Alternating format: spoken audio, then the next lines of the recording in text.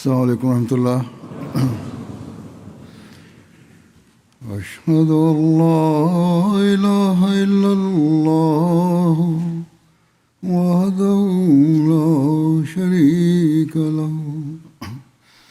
واشہد ان محمدا عبدہ ورسولہ. اما بعد فاعوذ باللہ من الشیطان الرجیم.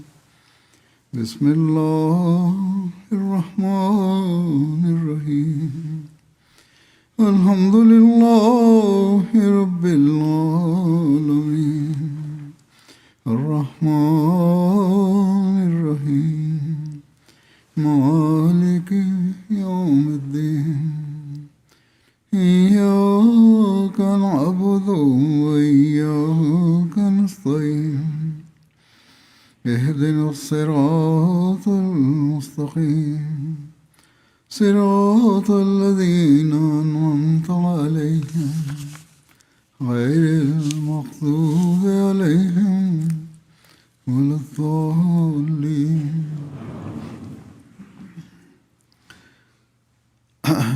حضرت صلی اللہ علیہ وسلم کے حوالے سے توحید کا ذکر ہو رہا تھا، سیرت کے حوالے سے آپ کی. فتح مکہ کے وقت بتوں کو گرانے کی تفصیل گزشتہ خطبات میں بیان ہو چکی ہے. یہ سب کچھ آپ نے اللہ تعالیٰ کی توحید کے اعلان کے طور پر کیا تھا کہ جن بتوں کی تم عبادت کرتے ہو تو ان کا تو یہ حال ہے. چنانچہ ہم نے دیکھا مکہ کے ارد گرد مشرکین کے بڑے بڑے بت جیسے منات، عزا، سوا وغیرہ سب کو منہدم کر دیا گیا.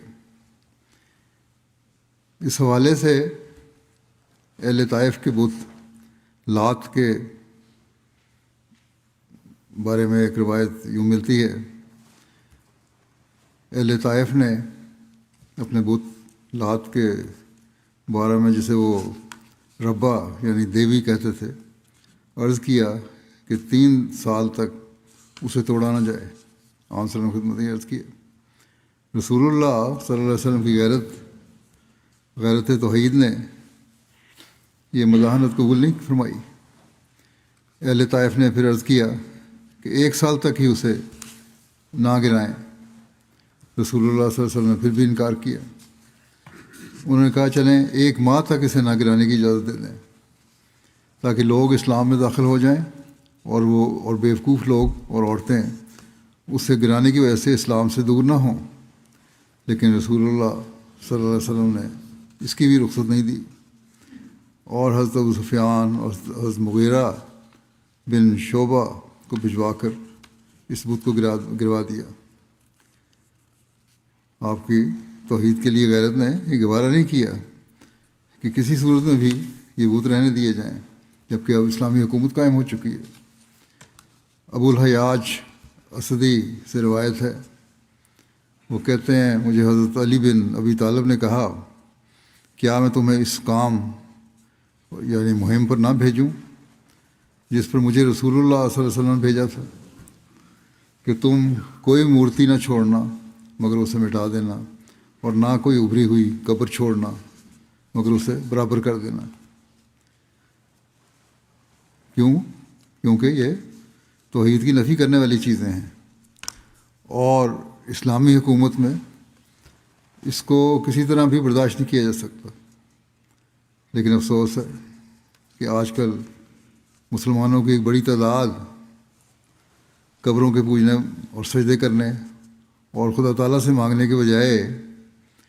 ان قبروں میں دفن بزرگوں سے مانگتے ہیں اور اس بارے میں انتہائی مبالغہ کرتے ہیں. اس میں کوئی شک نہیں کہ نبی پاک صلی اللہ علیہ وسلم نے توحید کے قیام کے لیے مشرکین مکہ جیسی ایک طاقتور قوم کا مقابلہ کیا اور آخر کارخانہ کعبہ کو 360 بتوں سے پاک کر دیا. لیکن اس کے ساتھ ساتھ آپ صلی اللہ علیہ وسلم نے اسلام قبول کرنے والوں کے دلوں میں بھی توحید قائم کرنے کے لیے ایک عظیم بابرکت جہاد فرمایا اور اپنی قوت قدسیہ کے طفیل توحید سے پیار کرنے والی ایک جماعت قائم فرما دی۔ آپ صلی اللہ علیہ وسلم نے اپنے صحابہ کی اتنے لطیف اور عمدہ انداز میں تربیت فرمائی کہ شرک کا شائبہ تک بھی کسی کی سوچ میں پیدا نہ ہونے پائے، اور اس کے لیے صحابہ کو اس بات سے بھی منع فرمایا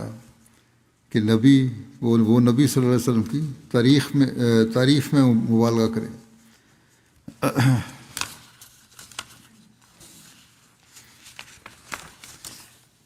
حضرت ابن عباس سے مروی ہے،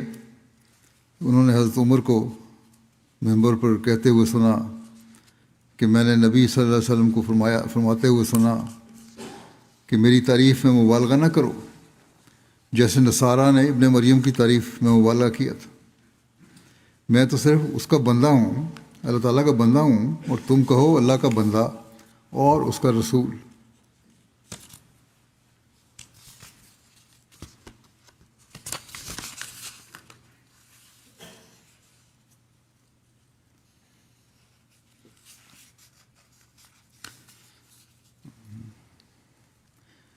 حضرت عبداللہ بن عمر سے مروی ہے کہ رسول اللہ صلی اللہ علیہ وسلم عمر بن خطاب سے آ ملے۔ وہ ایک قافلے میں جا رہے تھے، اپنے باپ کی قسم کھا رہے تھے۔ آپ صلی اللہ علیہ وسلم نے فرمایا، سنو، اللہ تمہیں منع فرماتا ہے کہ تم اپنے باپ دادوں کی قسمیں کھاؤ۔ جس نے قسم کھانی ہو تو اللہ کی قسم کھائے یا خاموش رہے۔ آپ کو برداشت نہیں تھا کہ اللہ تعالیٰ کی توحید کے مقابل پر ہلکا سا بھی کسی چیز کو رکھا جائے۔ توحید کا کلمہ پڑھنے والے کے مقام کے بارے میں ایک روایت میں یوں بیان ہوا ہے، عبید اللہ بن عدی بن خیار نے بیان کیا کہ حضرت مقداد بن عمر کندی نے اور بنو زہرہ کے حلیف نے وہ بنو زہرہ کے حلیف تھے یہ، اور ان لوگوں میں سے تھے جو رسول اللہ صلی اللہ علیہ وسلم کے ساتھ بدر میں شریک ہوئے۔ ان کو بتایا کہ انہوں نے رسول اللہ صلی اللہ علیہ وسلم سے عرض کیا کہ بتائیں اگر کفار میں سے کسی شخص سے میرا مقابلہ ہو جائے اور ہم دونوں لڑ پڑیں اور وہ میرے دونوں ہاتھوں میں سے ایک ہاتھ پر تلوار کا وار کرے اور اسے کاٹ دے، پھر مجھ سے ایک درخت کی اوٹ میں ہو جائے یعنی چھپ جائے اور کہے میں اللہ کی خاطر مسلمان ہو گیا، یا رسول اللہ صلی اللہ علیہ وسلم کیا اب میں اس کو مار ڈالوں جب اس نے کہہ دیا کلمہ پڑھ لیا، اس کے بعد کہ اس نے ایسی بات کہی ہے؟ رسول اللہ صلی اللہ علیہ وسلم نے فرمایا تم اسے قتل نہ کرو۔ حضرت مقداد نے کہا یا رسول اللہ صلی اللہ علیہ وسلم اس نے میرا ایک ہاتھ کاٹ ڈالا ہے، اور اس کو کاٹنے کے بعد پھر یہ کہا کہ رسول اللہ صلی اللہ علیہ وسلم پھر یہ کہا لا الہ الا اللہ۔ تو رسول اللہ صلی اللہ علیہ وسلم نے فرمایا اسے قتل نہ کرو، کیونکہ اگر تم نے اسے قتل کر دیا تو وہ تمہارے اس مقام پر ہو جائے گا جو تم کو اسے قتل کرنے سے پہلے حاصل تھا،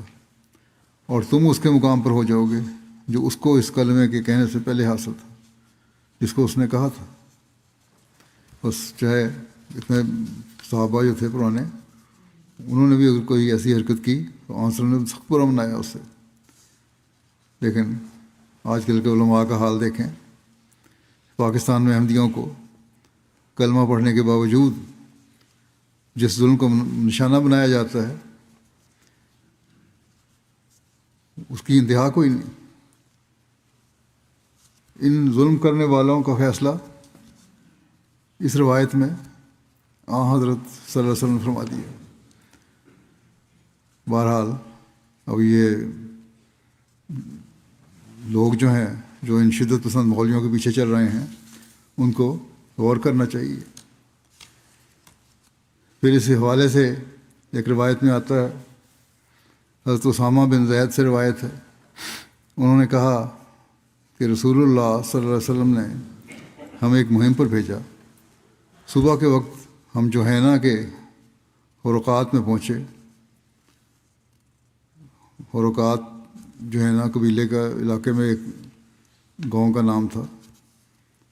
وہاں ایک شخص کو میں نے جا لیا. اس نے کہا لا الہ الا اللہ، مگر میں نے اسے نیزہ مارا. پھر اس نے میرے دل میں خلش پیدا اس سے میرے دل میں خلش پیدا ہوئی کیونکہ لا الہ الا اللہ کہا تھا اور میں نے پھر بھی اس کو مار دیا. تو میں نے اس کا ذکر نبی کریم صلی اللہ علیہ وسلم سے کیا تو رسول اللہ صلی اللہ علیہ وسلم نے فرمایا کیا اس نے لا الہ الا اللہ کہا اور تم نے اسے قتل کر دیا؟ میں نے عرض کیا یا رسول اللہ یہ تو اس نے ہتھیار کے ڈر سے کہا تھا. فرمایا تم نے کیوں اس کا دل نہ چیرا تاکہ تم جان لیتے کہ اس نے یہ دل سے کہا تھا یا نہیں؟ آپ صلی اللہ علیہ وسلم میرے سامنے یہ بات دہراتے رہے یہاں تک کہ میں نے یہ خواہش کی کہ کاش میں نے اس دن ہی اسلام قبول کیا ہوتا. پھر ایک روایت میں آتا ہے، حضرت جابر سے روایت ہے کہ نبی صلی اللہ علیہ وسلم کے پاس ایک شخص آیا اور کہا یا رسول اللہ صلی اللہ علیہ وسلم جنت اور جہنم واجب کرنے والی دو چیزیں کون سی ہیں؟ آپ نے فرمایا جو اس حال میں فوت ہوا کہ اللہ کا شریک کسی چیز کو نہیں بناتا تو وہ جنت میں داخل ہوگا، اور جو شخص فوت ہوا جب کہ وہ اللہ کا شریک بناتا تھا وہ آگ میں داخل ہوگا. محمود بن لبید بیان کرتے ہیں کہ رسول اللہ صلی اللہ علیہ وسلم نے فرمایا مجھے تم پر سب سے زیادہ جس چیز کا خوف ہے وہ شرک اصغر ہے. صحابہ نے عرض کیا کہ اے اللہ کے رسول شرک اصغر کیا چیز ہے، کیا ہے؟ آپ صلی اللہ علیہ وسلم نے فرمایا ریا، دکھاوا. قیامت کے دن جو لوگوں کو ان کے اعمال کا بدلہ دیا جائے گا تو اللہ تعالیٰ ان سے فرمائے گا جن لوگوں کے لیے تم دنیا میں دکھاوا کرتے تھے، جو تمہارے کام تھے دکھاوے کے، انہی کے پاس جاؤ اور دیکھو کیا تمہیں ان کے پاس کوئی بدلہ ملتا ہے. اب بخشش مانگنی ہے تو ان سے مانگو، پھر دیکھو کیا ملتا ہے تمہیں. بس لوگوں سے کوئی بھی مفاد اٹھانے کے لیے دکھاوے کا اظہار، خوشامد کرنا جو ہے یہ اسی طرح ہے جس طرح اللہ تعالیٰ کے مقابلے پر کسی کو لانا، اور یہ شرک ہے جس کو اللہ تعالیٰ کو سخت ناپسند ہے. حضرت عبداللہ نے بیان کیا جب یہ آیت نازل ہوئی کہ الذین آمنوا ولم یلبسوا ایمانہم بظلم، کہ جو لوگ ایمان لائے اور انہوں نے اپنے ایمان کو ظلم سے مخلوط نہیں کیا، تو رسول اللہ صلی اللہ علیہ وسلم کے صحابہ نے کہا ہم میں سے کس نے ظلم نہیں کیا؟ ہم تو بہت سارے ہوں گے، ہمارے پتہ بھی نہیں لگتا ہمیں ظلم کر جاتے ہیں. تو اللہ عز و جل نے نازل فرمایا ان شرک لظلم و عظیم، یعنی شرک یقیناً بہت بڑا ظلم ہے. یہ جواب پھر اللہ تعالیٰ کی طرف سے آ گیا کہ شرک جو ہے وہ بہت بڑا ظلم ہے. بس کسی بھی چیز پر اللہ تعالیٰ کے علاوہ انحصار شرک ہے. باریکی میں جا کر ہمیں دیکھنا چاہیے کہ کوئی شرک کا پہلو تو نہیں ہم میں، کیونکہ یہ بہت بڑا ظلم ہے. اس کی شرح میں بخاری میں ہماری جو چھپی ہوئی شاہ صاحب حضرت ولی اللہ شاہ صاحب نے شرح کی ہے اس میں لکھا ہے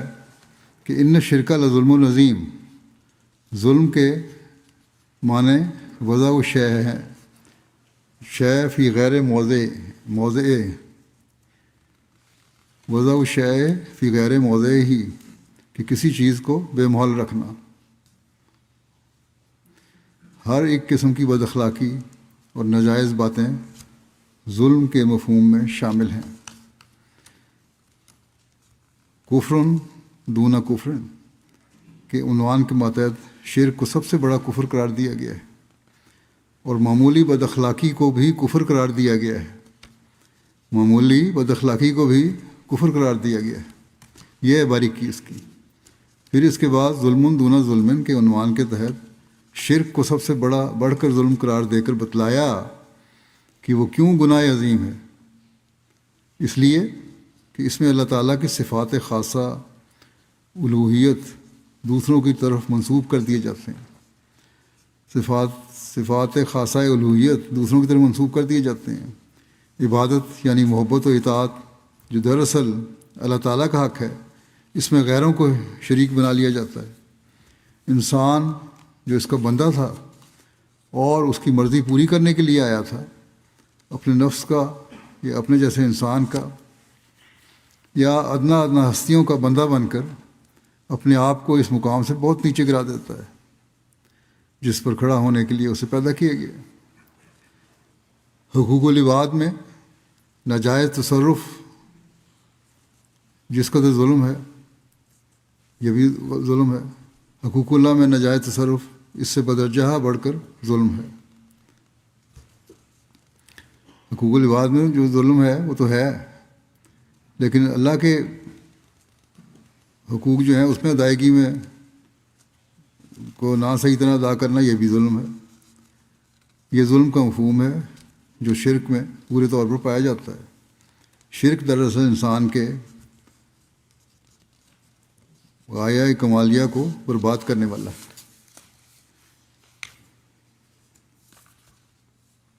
آیت و حدیث سے استدلال کرتے ہوئے امام بخاری نے یہ بتلایا ہے کہ ایمان کامل وہ ہے جو شرک کی ملونی سے بکلی پاک ہو۔ اولئک لہم الامن وہم مہتدون۔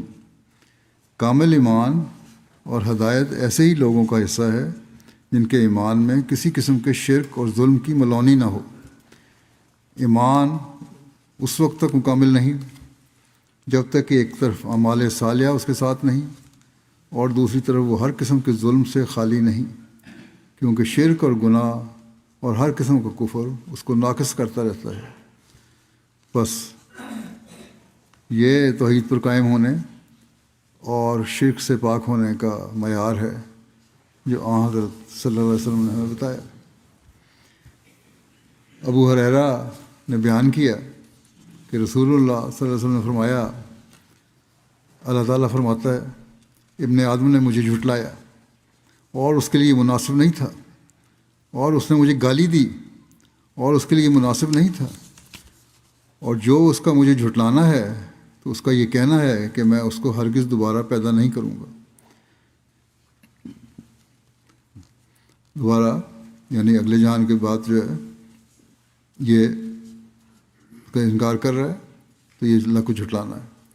جس طرح کہ میں نے اس کو پہلی دفعہ پیدا کیا تھا۔ اور جو اس کا مجھے گالی دینا ہے تو اس کا یہ کہنا ہے کہ اس نے ایک بیٹا بنا لیا ہے، حالانکہ میں بے نیاز ہوں۔ میں نے نہ جانا اور نہ جانا گیا، اور نہ ہی کوئی میرا ہمسر ہے، نہ اس نے کسی کو جنا ہے اور نہ وہ جنا گیا ہے، اور اس کی صفات میں اس کا کوئی بھی شریک کار نہیں۔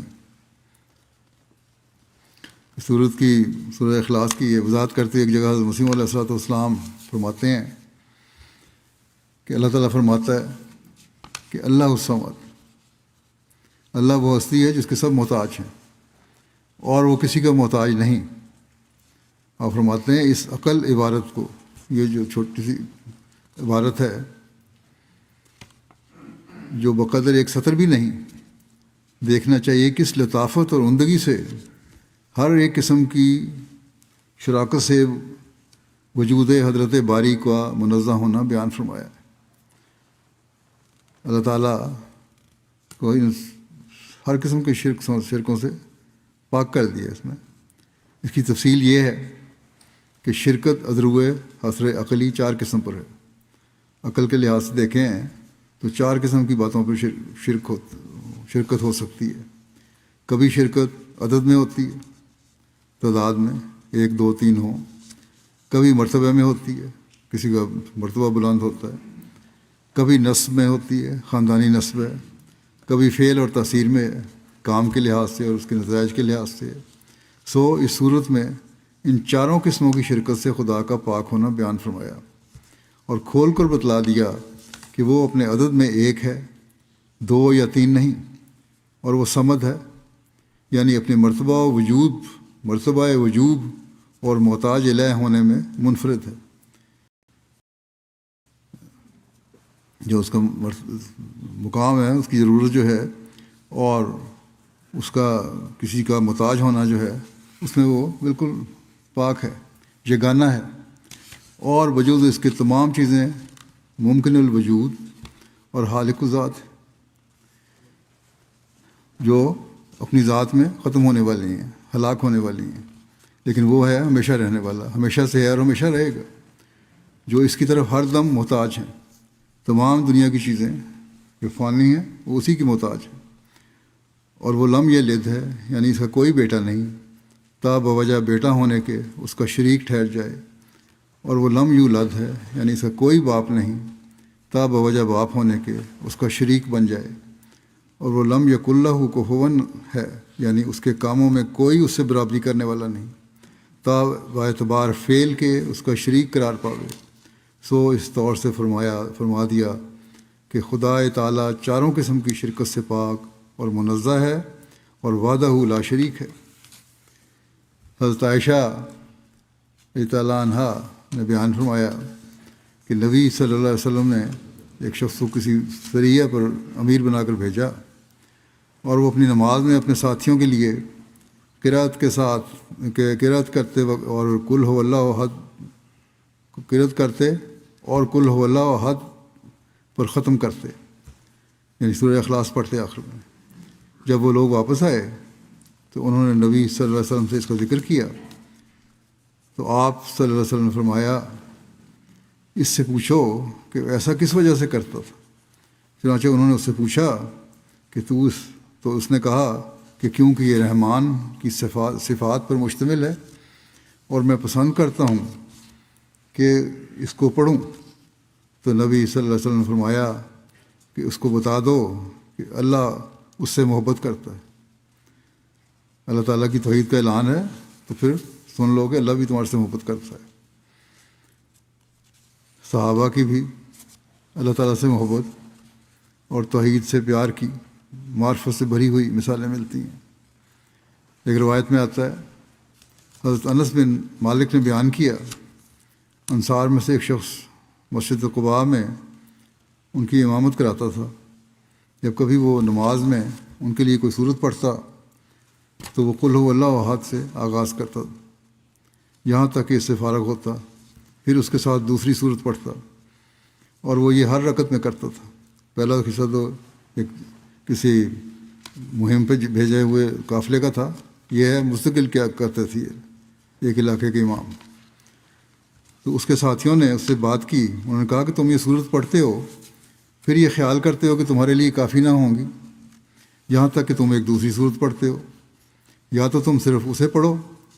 یعنی سورہ اخلاص کو پڑھو، یا اسے چھوڑ دو اور دوسری صورت کو پڑھا کرو۔ اس نے کہا میں اسے چھوڑنے والا نہیں،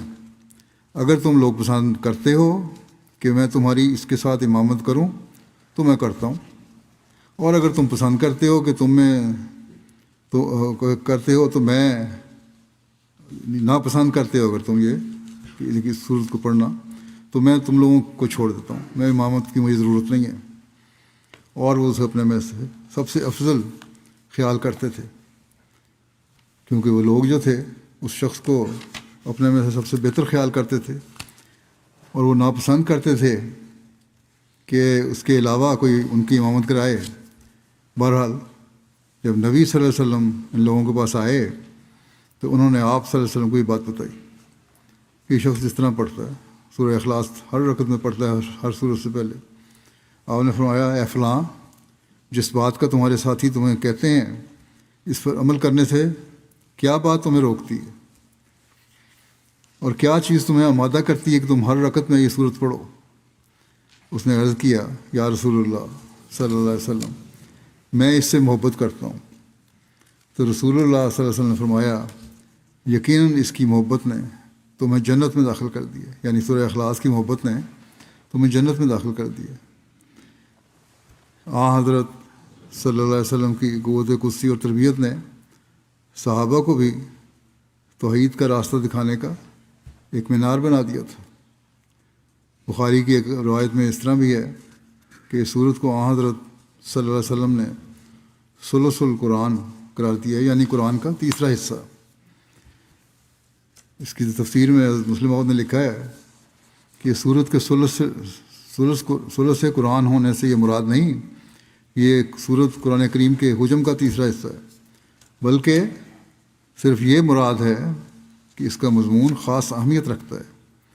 قرآن کریم اور احادیث کو پڑھنے سے معلوم ہوتا ہے کہ آخری زمانے میں دو بڑے فتنے پیدا ہونے والے تھے، ایک دجالی فتنہ اور دوسرا یاجوج ماجوج کا فتنہ،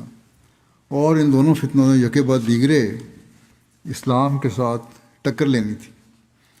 ایک فتنہ خدا واحد کی بجائے تین خداؤں کا عقیدہ لیے ہوئے ہے، یعنی خدا باپ، خدا بیٹا، خدا روح القدس، اور دوسرا فتنہ دہریت کا ہے، یعنی وہ سرے سے خدا کا منکر ہے۔ قرآن کریم نے ان ہر دو فتنوں کے عقائد کی تردید کی ہے اور صحیح عقائد کو بیان فرمایا ہے۔ قرآن کریم خدا باپ کی تعریف سے بھرا ہوا ہے، اور اسی طرح سے خدا باپ کے رب ہونے اور ایک ہونے کی تائید کرتا ہے، یعنی خدا واحد اللہ تعالیٰ کی تعریف ہے اور وہ ایک ہے، اسی کی تائید کرتا ہے قرآن کریم۔ اور خدا روح القدس اور خدا بیٹے کی نفی پورے زور سے کرتا ہے۔ اللہ تعالیٰ اس سے انکار کرتا ہے کہ خدا کسی اور کو دو خدا دوسرے بھی ہیں۔ گویا قرآن کریم نے خدا باپ کی خدائی کو قائم کیا ہے اور خدا بیٹے اور خدا روح القدس کی تردید کی ہے۔ اس لیے یہ صاف بات ہے کہ چونکہ خدا باپ کی تائید قرآن کریم کا تیسرا حصہ ہے، اس لیے سورہ اخلاص بھی قرآن کریم کا تیسرا حصہ ہے۔ در حقیقت قرآن کریم کا کام توحید کو ثابت کرنا اور غلط عقائد کو مٹانا ہے۔ بس جب اس صورت نے نہایت جامع معنی الفاظ کے ساتھ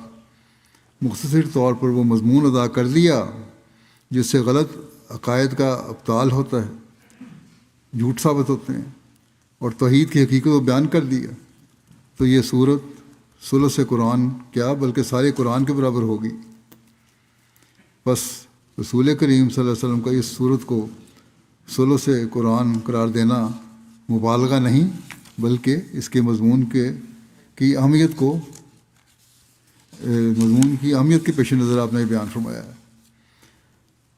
حضرت اقدس مسیح علیہ الصلوۃ والسلام فرماتے ہیں،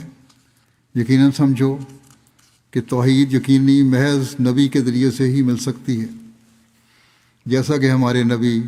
صلی اللہ علیہ وسلم نے عرب کے دہریوں اور بد مذہبوں کو ہزارہا آسمانی نشان دکھلا کر خدا تعالیٰ کے وجود کا قائل کر دیا، اور اب تک حضرت صلی اللہ علیہ وسلم کی سچی اور کامل پیروی کرنے والے ان نشانوں کو دہریوں کے سامنے پیش کرتے ہیں۔ بات یہی سچ ہے کہ جب تک زندہ خدا کی زندہ طاقتیں انسان مشاہدہ نہیں کرتا، شیطان اس کے دل میں سے نہیں نکلتا، اور نہ سچی توحید اس کے دل میں داخل ہوتی ہے، اور نہ یقینی طور پر خدا کی ہستی کا قائل ہو سکتا ہے۔ اور یہ پاک اور کامل توحید صرف حضرت صلی اللہ علیہ وسلم کے ذریعے سے ہی ملتی ہے۔ آج اس زمانے میں توحید سے عملاً خدا تعالیٰ کو ایک ماننے والوں نے بھی، جو بظاہر یہی کہتے ہیں ہم خدا تعالیٰ کو ایک مانتے ہیں، واحد مانتے ہیں، اپنی آنکھیں پھیر لی ہوئی ہیں عملاً۔ یاجوج ماجوج اور دجال کے فتنے تو علیحدہ ہیں، ایک بیرونی فتنے ہیں۔ مسلمانوں کے اندر بھی حقیقی توحید کا ادراک نہیں رہا۔ بس ایسے حالات میں ہی حضرت صلی اللہ علیہ وسلم کے غلام نے مسیح موعود اور مہدی موعود کی صورت میں آنا تھا، اور اللہ تعالیٰ کے وعدے کے مطابق وہ آیا اور توحید کے خلاف ہر حملے کا مقابلہ کیا۔ بس حقیقی بیعت کا حق تبھی ہم ادا کر سکتے ہیں جب ہم حقیقی توحید کے ماننے والے ہوں۔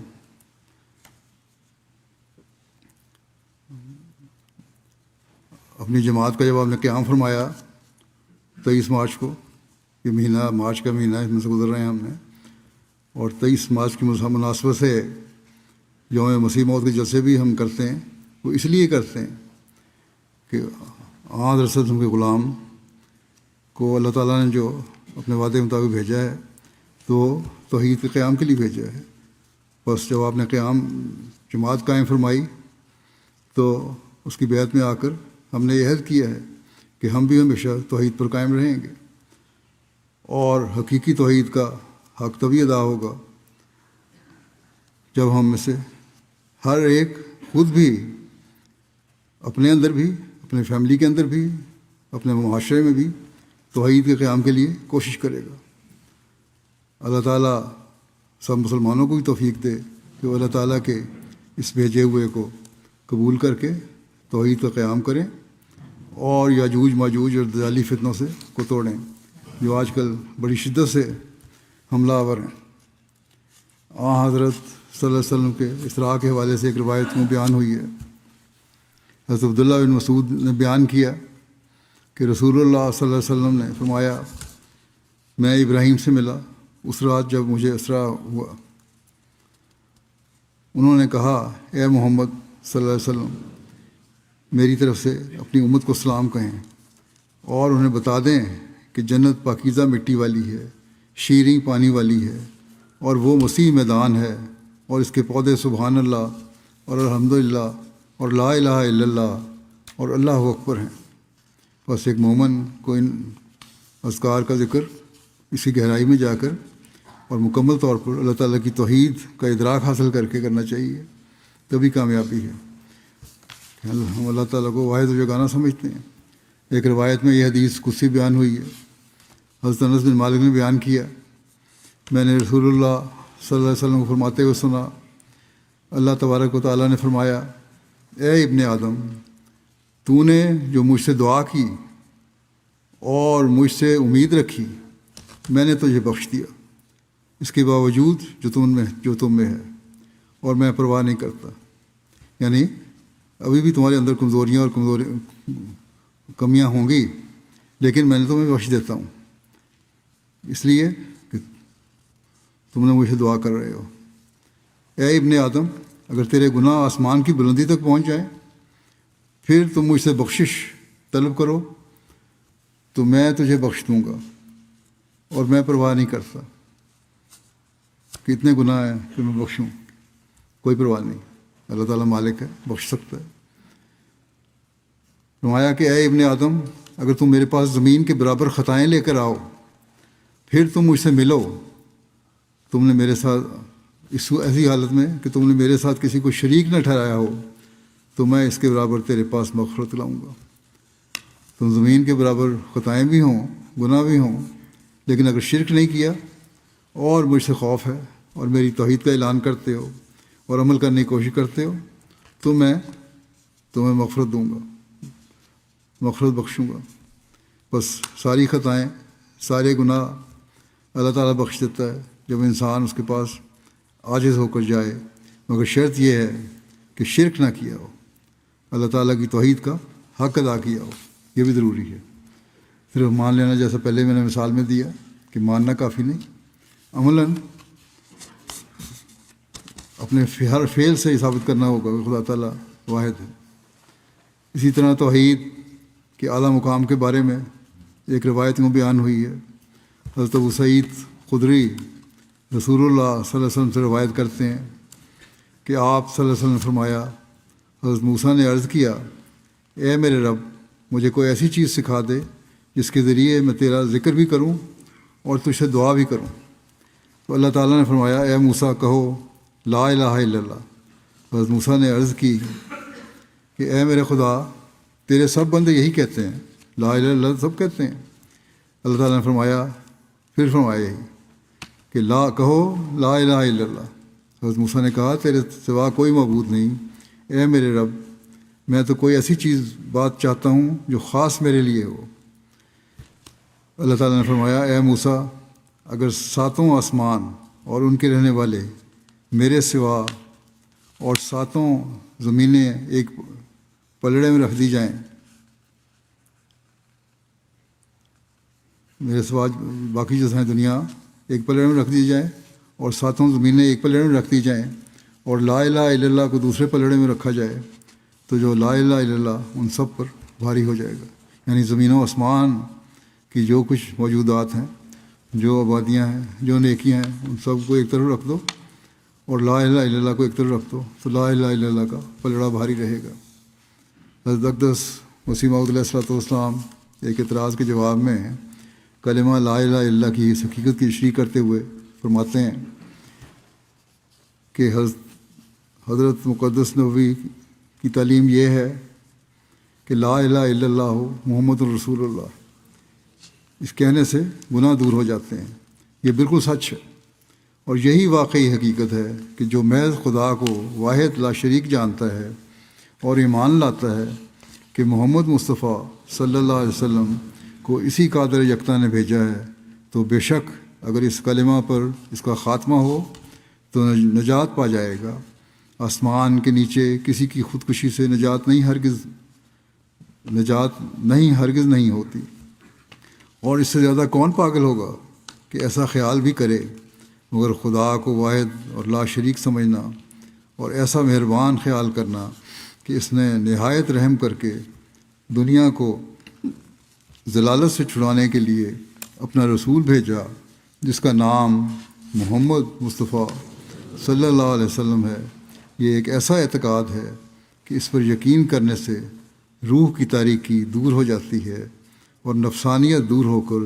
اس کی جگہ توحید لے لیتی ہے۔ آخر توحید کا زبردست جوش تمام دل پر محیط ہو کر اسی جہان میں بہشتی زندگی شروع ہو جاتی ہے۔ جیسا تم دیکھتے ہو کہ نور کے آنے سے ظلمت قائم نہیں رہ سکتی، ایسا ہی جب لا الہ الا اللہ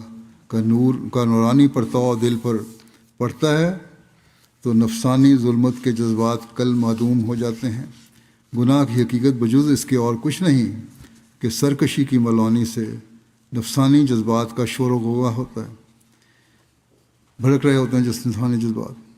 جس کی مطابقت کی حالت میں ایک شخص کا نام گناہ گار رکھا جاتا ہے۔ جب اس کو عمل کرتا ہے جب وہ شخص تو وہ گناہ گار بن جاتا ہے۔ اور لا الہ الا اللہ کے معنی جو لغت عرب کے موارد استعمال سے معلوم ہوتے ہیں وہ یہ ہیں کہ لا مطلوب لی ولا محبوب لی ولا معبود لی ولا مطاع لی الا اللہ،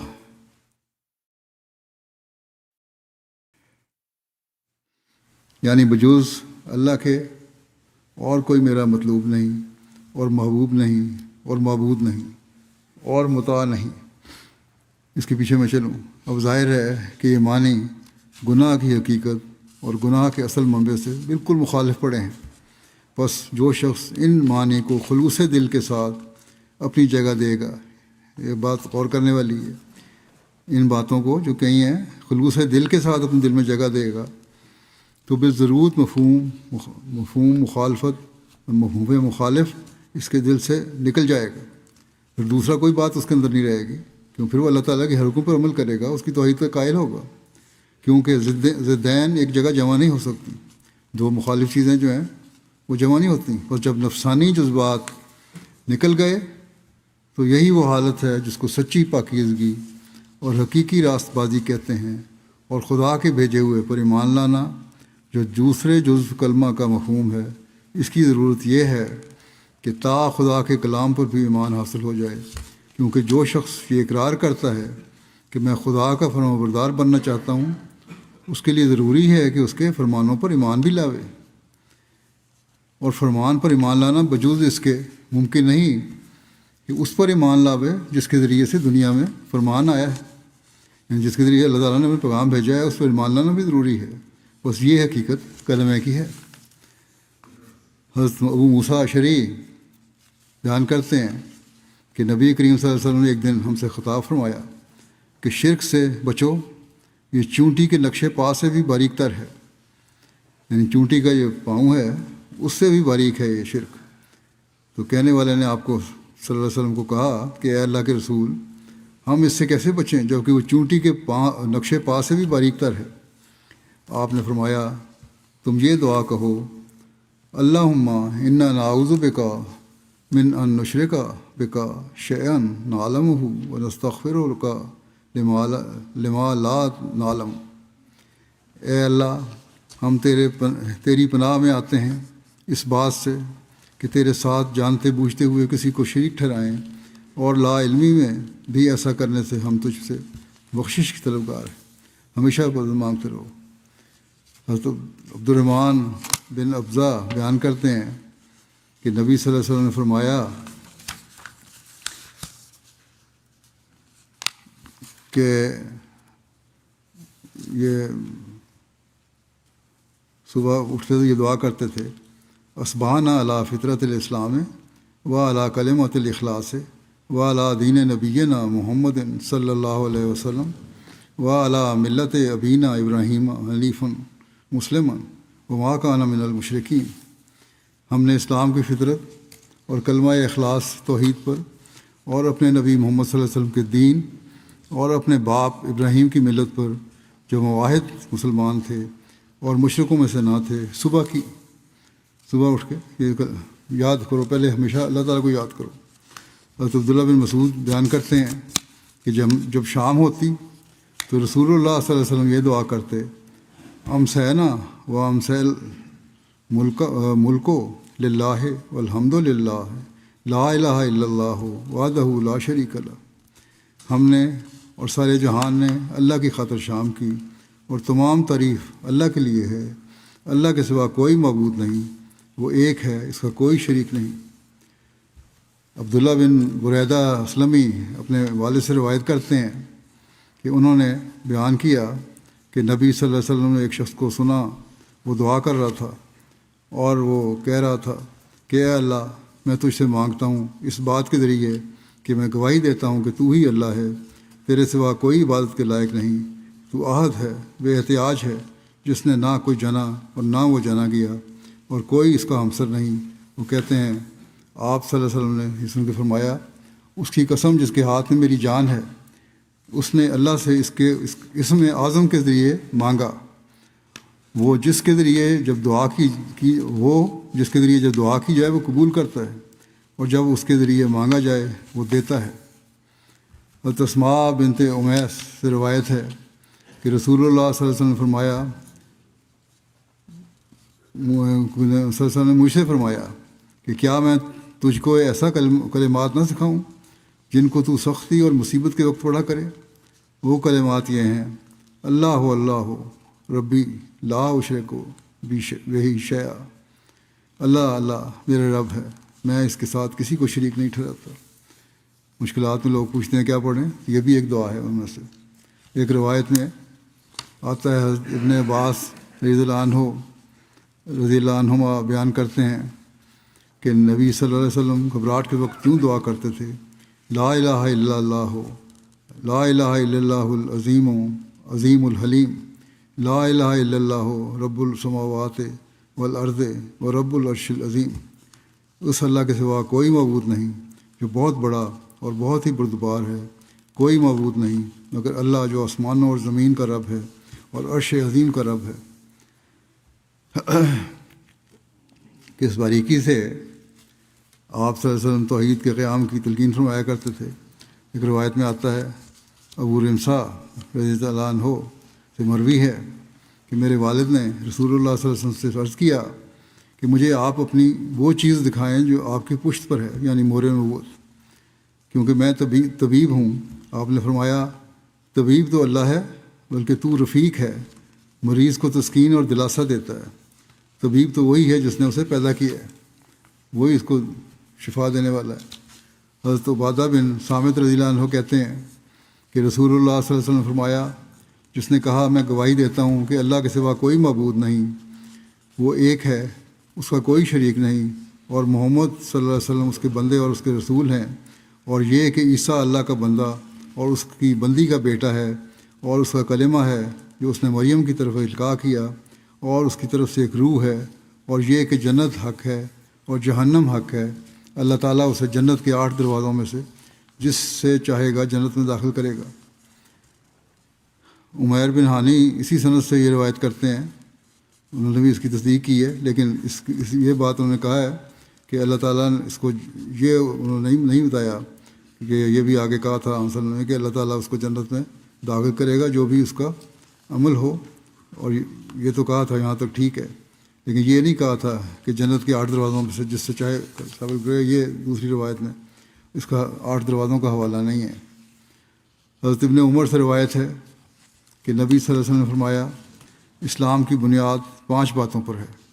یہ کہ اللہ کی عبادت کی جائے اور اس کے سوا ہر دوسرے کے معبود ہونے کا انکار کیا جائے، اور نماز کا قیام اور زکوٰۃ کی ادائیگی اور بیت اللہ کا حج اور رمضان کے روزے رکھنا۔ حضرت یسیرہ سے جو مہاجر خواتین میں سے تھیں روایت ہے کہ رسول اللہ صلی اللہ علیہ وسلم فرمایا، تم عورتوں پر لازم ہے کہ تسبیح، تحلیل اور تقدیس کیا کرو اور غفلت نہ کرو کہ اس کے نتیجے میں توحید کو بھول جاؤ، اور اللہ اور انگلیوں پر گنتی کیا کرو، کیونکہ بے شک انگلیاں قیامت کے دن پوچھی جانے والی ہیں، اور جن سے بولنے کا کہا جائے گا، یعنی کہ گن کر بھی ذکر الہی اور کیا کرو، اللہ کی تقدیس بیان کرو، اللہ کی وحدانیت بیان کرو، اس کی تسبیح کرو۔ بس حضرت صلی اللہ علیہ وسلم نے کسی موقع پر، کسی مجلس میں، کسی طبقہ میں اس بات کو امت کے دلوں میں بٹھانے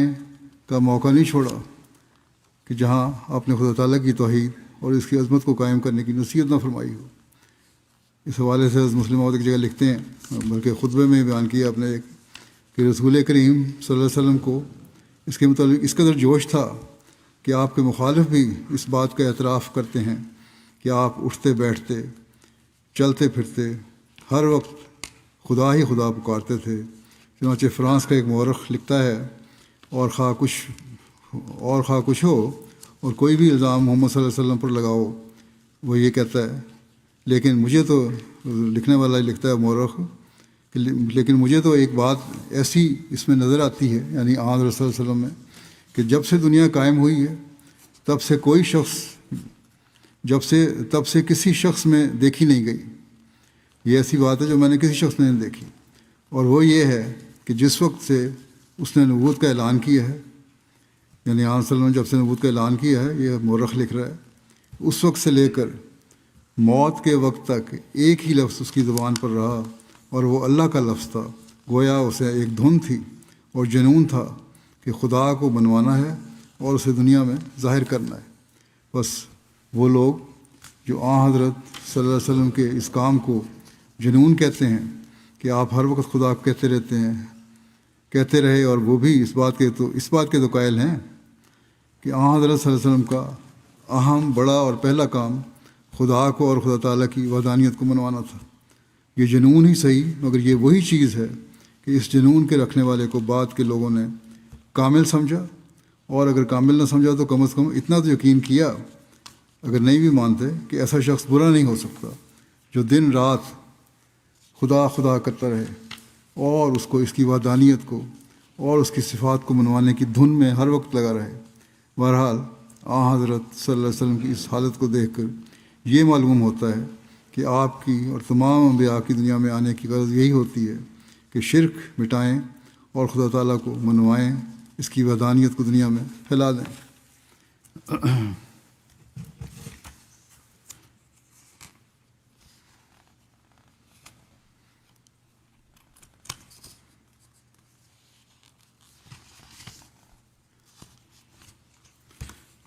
مسلم نے ایک جگہ یہ بھی لکھا ہے کہ یہ خیال رکھنا چاہیے کہ رسول کریم صلی اللہ علیہ وسلم کی شان خواہ کتنی بلند ہو اور آپ سے ہمیں خواہ کتنی محبت ہو، خود میں بیان کیا تھا آپ نے کہ اللہ تعالیٰ کی شان بہرحال آپ کی شان سے بہت بالا ہے۔ خدا تعالیٰ ازلی ابدی ہے، اور محمد رسول اللہ صلی اللہ علیہ وسلم آپ کے فیضانوں میں سے ایک بہت بڑا فیضان ہے، اور یہ آپ کی ذات سے دشمنی ہوگی کہ ہم آپ کو کوئی ایسا مقام دے دیں جس کے دینے سے خدا تعالیٰ کا مقام چھنتا ہو، کیونکہ حضرت صلی اللہ علیہ وسلم خود بھی کبھی یہ پسند نہیں کرتے تھے، جیسے پہلے میں حدیثوں میں بیان کیا کہ آپ کو خدا تعالیٰ سے بڑھ کر مقام دیا جائے، اور آپ کا ہر عمل اس بات کی کافی دلیل ہے، اور جو بھی بڑے بڑے کاموں کی آپ کو توفیق ملی وہ بڑی زبردست قوتوں والے کام تھے جو کسی انسان کے بس میں نہیں تھی، بس اللہ تعالیٰ کی طاقت سے ہی ہو سکتی تھی، جو مضبوط سے مضبوط انسان بھی نہیں کر سکتا ایسے کام۔ اور لیکن جب جانکنی کی حالت تھی آپ کی، بہت زیادہ تکلیف ہوتی ہے اس وقت میں۔ حضرت عائشہ فرماتی ہیں کہ میں پہلے سمجھا کرتی تھی کہ جسے جانکنی کی تکلیف زیادہ ہو وہ اچھا آدمی نہیں ہوتا، یعنی مرتے وقت آدمی بے چین ہو وہ اچھا نہیں ہوتا، مگر جب میں نے حضرت صلی اللہ علیہ وسلم کو دیکھا تو اپنی رائے بدلنی پڑی۔ اس انتہائی تکلیف کے وقت بھی آپ کو اللہ تعالیٰ کے مقام کا اتنا خیال تھا کہ آپ چونکہ جانتے تھے کہ میرے اتباع کو مجھ سے اتنا عشق ہے، میرے ماننے والوں کو مجھ سے اتنا عشق ہے کہ ممکن ہے کہ میرے مرتبہ کے متعلق خلف سے کام لیں، مغالطہ کریں۔ اس لیے اس تکلیف کے وقت میں بار بار آپ کے منہ سے یہ الفاظ نکلتے تھے کہ اے خدا تعالیٰ یہود و نصارہ پر لعنت کرے کہ انہوں نے اپنے انبیاء کی قبروں کو مساجد بنا لیا۔ آپ بار بار یہی فرماتے تھے۔ گویا قوم کو آخری نصیحت اور آخری سبق جو آپ نے دیا وہ یہی تھا کہ مشرکانہ مقام نہ دینا مجھے، اور اگر تم نے یہ کیا تو یہ نہ سمجھنا کہ میں اس سے خوش ہوں گا، بلکہ میری روح ایسا کرنے والوں پر لعنت کرے گی۔ بس خواہ رسول کریم صلی اللہ علیہ وسلم ہی ہوں، آپ کی طرف ایسا مقام منسوب کرنا جو اللہ تعالیٰ کے درجے کی تنقیص کا موجب ہو، آپ کے لیے خوشی کا موجب نہیں، بلکہ ایسا کرنے والے پر آپ کی لعنت ہوتی ہے، اور موت کے وقت کی لعنت تو بہت خطرناک ہوتی ہے۔ جو لوگ مذہب کے پیرو نہیں ہوتے، سچے مذہب کے، مثلا ہندو ہیں، اور وہ بھی موت کے وقت کی بد دعا سے بڑا ڈرتے ہیں۔ ماں باپ فوت ہوتے ہیں تو ان کی بد دعاؤں سے بھی لوگ ڈرتے ہیں۔ تو لیکن جب خدا کا رسول فوت ایسی حالت میں یہ کہے کہ تم پر لعنت ہو، جو سب نبیوں کا سردار ہے، وہ مرنے وقت یہ بد دعا کرے تو اس کی کس قدر اہمیت ہونی چاہیے، اور یہ کتنی بڑی لعنت ہے، اس سے ہمیں بچنا چاہیے۔ لیکن آپ کے مزار پر تو نہیں، جیسا پہلے میں ایک دفعہ کہہ چکا ہوں، لیکن پیروں فقیروں کی مزاروں پر یہی کام کیا جاتا ہے، اور یہ آقا صلی اللہ علیہ وسلم کی دعا میں تو یہ لعنت ہے۔ بس ہم جو آپ صلی اللہ علیہ وسلم کے غلام صادق کے ماننے والے ہیں، اس بات کا ہمیں خیال رکھنا چاہیے کہ ہم توحید کی حقیقت کا ادراک پیدا کر کے حضرت صلی اللہ علیہ وسلم کے توحید کے قیام کے لیے درد کو سمجھ کر اس کے لیے پوری کوشش کر کے حقیقی معاہد بنیں۔ اللہ تعالیٰ ہمیں اس کی توفیق عطا فرمائے۔ جنگ کے حالات بھی بدترین سے بدترین ہوتے جا رہے ہیں۔ امریکہ اور اسرائیل جو ہیں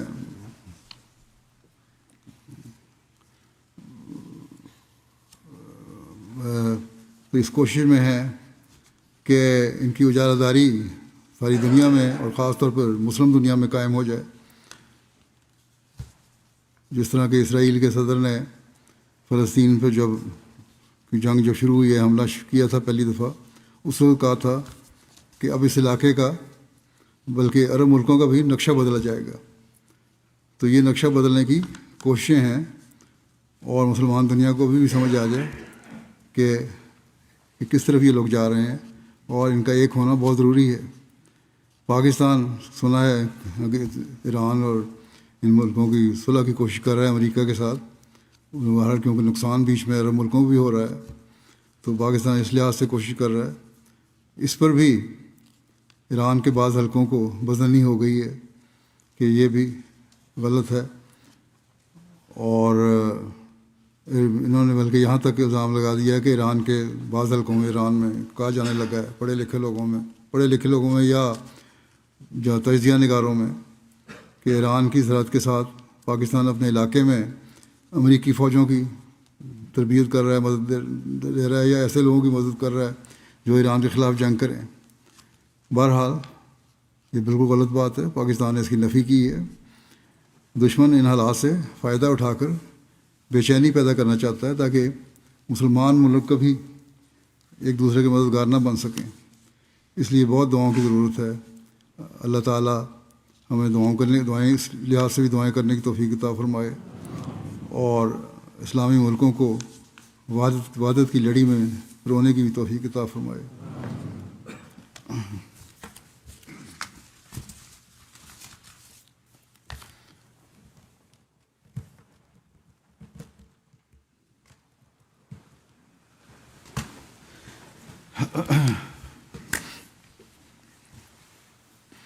الحمد